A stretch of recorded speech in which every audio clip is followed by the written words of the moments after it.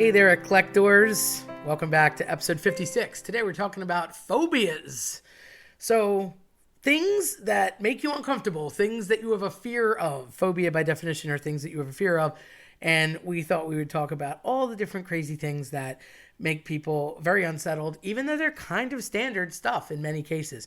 And I can proudly say that I am not really on this list too much, but a couple things. We're going to start backwards. So number 10 is aquaphobia. It's a fear of water. I love water, so obviously since I'm part shark, it doesn't bother me. But people that are afraid of water, going over water, in water, just boating in general, or just being in the water swimming, it's terrifying to them. So aquaphobia. 9 would be the opposite element, pyrophobia. Fear of fire. I get this one a little bit more because crisping to death seems like a horrible way to go. Although drowning, obviously not a comfortable thing either. But the wise man would say neither if you were presented with a choice. So pyrophobia, interesting because this could also prohibit you from like lighting a match or going near birthday cakes or basic things that are just, I'll say straw man syndrome or like Frankenstein. It's just always meant to be like a deterrent.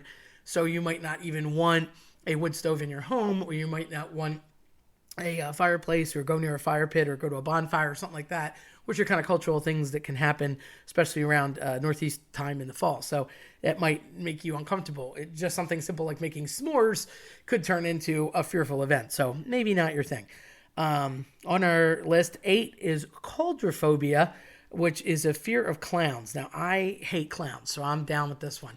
Clowns bother me. Maybe it's from watching Stephen King's It back in the day and the remake, but clowns, it's a shame they get a bad rap because they're meant to be smiley and happy, especially for kids and such. But I never liked it. I think it was always just a combination between Poltergeist and It.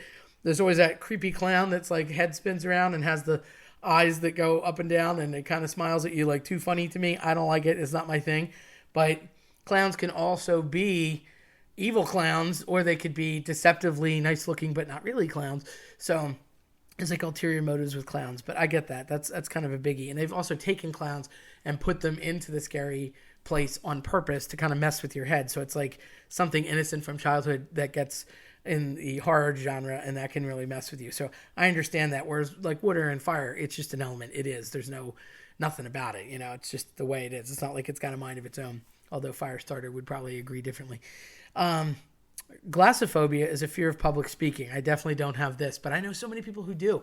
And it's funny because as a teacher, I have friends that hate talking like at parent night or addressing a crowd. And I'm like, yo, how is that possible? You're a teacher. You talk to kids all day. And they're like, no, it's different. It's your class. I don't know. I guess I joke about the Brady Bunch, and they just say, pretend everybody's in your underwear and look over their head is like always the way to get around that. But I imagine if you do have a problem just speaking to people as a whole, I don't know where the cutoff point is. Is it more than 2? Is it more than 3? Does it have to be a room full of them? Is it an auditorium? Like, at what point does that become scary? Is it the size and the shape of the venue, or the amount of people, or what you have to say? Like, where exactly does that fear kick in? I'm curious about that because that's something that I think if you're talking to a group, you're talking to a group, whether it's 3, 5, 30, 300, or 3,000. But I get that. I get a lot of people not wanting to read out loud or speak in public. I just, not my thing. Never something I had to worry about, but I am fascinated by it. 6 on our list is trypanophobia, which is a fear of shots and needles. I'm not a fan. I mean, I'll do what I have to do, but I'm not a big fan of getting stabbed. I guess it's that whole piercing of the skin thing because it is invasive. So I get this because it's physical and it's obviously a response, but there are some people that need to be like sedated because they won't sit still for any kind of shot or anything like that. And if they are in a hospital situation and it is life or death, obviously that can pose lots of problems. But I don't hear people saying they like it too much, but not necessarily in fear of it as much. So it's there, but it's not as horrific as I've seen with others. Number 5 on our list is astrophobia, which is a fear of thunder and lightning. My dog definitely has this. I love thunder and lightning. I've always, I guess because I'm loud, so I've always been near noise and enjoy noise. But thunder and lightning can definitely make little kids scared. It makes a lot of adults scared. Unfortunately, it's a trigger for PTSD. Pets, I think, know and sense the storm or the climate, and sometimes the atmosphere can change, or you get that barometer kind of effect. And I think that they just get unsettled because they know that some sort of natural disaster is coming, even if it's just a rainstorm, and they react to that. So it's sort of like the little hairs in the back of your neck go up. I love it. I love watching thunder and lightning. I think, well, I guess you watch lightning, not thunder, but first you see it, then you hear it. I guess because they told me angels were bowling when I was a kid, and it was good times, but didn't bother me. But a lot of people get very nervous about thunder and lightning, and the noise itself can be irritating, I suppose. Fireworks, I imagine, too. Same thing, like I said, with my pet. I put the little thunder shirt on her, and poor Mindy, she's like in a corner. Number 4, aerophobia, fear of flying. So obviously you can't do this one by yourself. You need the help of a plane, but I can't imagine these people are signing up to go hang gliding or any kind of parasailing either. So flying doesn't bother me. I mean, they say it's the safest form of travel. Who knows? I don't really look into statistics before I go do things.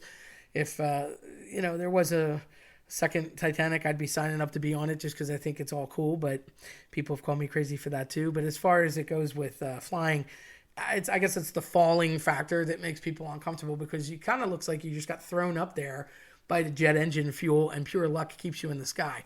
My pilot buddy always tells me you would not fly as much as you do or be as comfortable with it if you saw a lot of the behind the scenes and some of the repairs and some of the pockets in the way that you just kind of drop in the air by hitting an air pocket. So he's probably right, but what I don't know doesn't hurt me. So they call it 10,000 mile hour tape for a reason. It's basically duct taped when there's cracks in the wings. I found that one out and never let go of that, but that's okay. I look for that duct tape, because if the duct tape's there, then they know the crack is there, and then they'll fix the plane. 3, acrophobia, fear of heights, kind of a play on the word acrobat. So obviously you would not be one if you're not good with heights. I think that kind of goes hand in hand with flying, although I imagine you wouldn't be in a plane in a high altitude if you were interested in not falling. But on the other hand, it could be that you feel safe in the plane. I guess if, they don't necessarily go hand in hand, but heights in general, again, doesn't really bother me. I kind of enjoy them, but it's not going to be your thing if you're maybe going into different amusement parks or, climbing up on the Tower of Terror is not going to be your jam. I think that with heights could be also like ladders and things, just basic small heights too. It doesn't have to be some huge tower like the Eiffel Tower or the top of the Empire State Building. It could be a simple height. Just not having your feet on the ground makes people nervous. Number 2, I'm not a fan of these, but again, I don't know if I call it a phobia. Phidiophobia is a fear of snakes. I am not a snakey fan, and I don't ever really want to be near one, and I can't say I've been in close proximity too often, but more for the poisonous factor than I'm just not a fan of snakes. But yeah, that's a terrifying phobia to a lot of people, certainly with rattlesnakes and diamondbacks and cobras and things that can actually hurt you immediately, versus a little like garter snake or something like that. But still, just seeing them can unnerve people. And then our number 1 fear is actually arachnophobia, fear of spiders. And it's interesting because, again, not a fan of the 8-legged sort, but they say that spiders don't have ears. So it's interesting, if you go near a spider, it might run away, but it doesn't necessarily hear you coming because supposedly they don't have ears. I don't know. Haven't talked to a spider to find that out, but I also hear that you're never less than 6 feet from a spider. That bothers me. And despite the fact that they eat other bugs, which I'm cool with that, I just don't like that there's so many of them around, and they move in and trash the place. They're like the bug that leaves funk behind. Like, thank you for your service. They put up all their little spider webs and cobwebs. I'm not a fan. I get that they're trying to trap other things, but stop trashing my house. And more importantly, there's so many different types and scary spiders that I guess because they can get away faster with the legs, I'm just not a fan. If it's got more legs than I do, I really don't, other than my dog, want it in the house. And they just come out of nowhere all the time. I don't want to even think about when they said that you swallow X amount of spiders in your life. I've heard that's true. I've heard it's not. I don't want to think about it. And, you wake up and you have a weird taste in your mouth sometimes. Oh, man, I just hope it wasn't ingesting a spider, because that's disgusting. But I had done, when I was getting my psych degree, I did a fear study for my senior project. And at that time, which was, over 25 years ago at this point, spiders was the number 1 fear at that time too, which I thought was very interesting considering some of the other fears. But spiders ranked number 1. So on the fear list, I guess it's consistent over time. So if you're afraid of any of these things, I'm sorry, stay away from them. And if you just don't like them, well, stay away from them anyway. But there's just a little list of fun stuff that may or may not bother you. But beware of clowns. That's my advice, especially with the spooky season coming up. If you liked what you heard today, then check us out on eclecticcollectionpodcast.com or listen to us on your preferred platform. I'm Terry Tenaglia. Thanks for listening.